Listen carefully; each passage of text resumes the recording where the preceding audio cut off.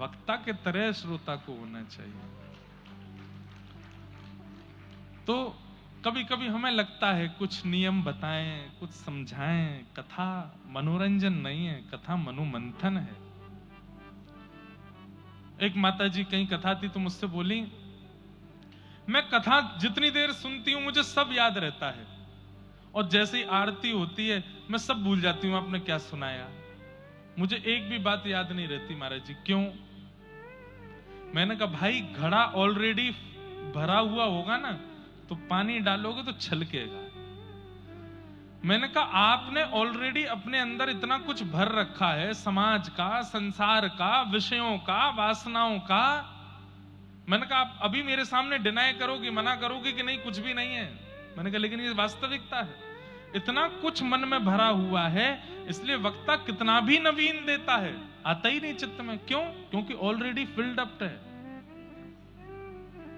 पंडाल में प्रवेश करते ही सब भूल जाइए, अरे यहां तक भूल जाइए मेरा नाम क्या,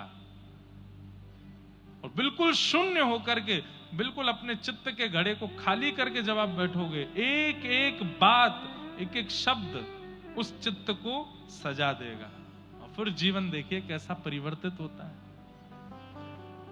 पर हम ऑलरेडी कथा में कोई इसलिए आया क्योंकि निमंत्रण दिया गया है, जाना तो पड़ेगा, मुंह दिखाई करनी है। कोई इसलिए आया है, 4 घंटा घर पे बैठ के क्या करेंगे, वहीं सुनियाओ कथा, मन तो लगना नहीं है। कोई इसलिए आया है कि कथा के बाद भोजन मिलेगा। कोई इसलिए आया है कि अपने परिवार और मित्रों को मुझे दिखाना है कि मैं भी धार्मिक हूं, देखो मैं भी कथा सुनता हूं या सुनती हूं। अरे इन सब के लिए कथा में नहीं आना है, कथा में केवल एक ही भाव के लिए आना है कि हम ठाकुर जी से, ठाकुर जी के हो जाएं और ठाकुर जी हमारे हो जाएं, बस, और कुछ नहीं।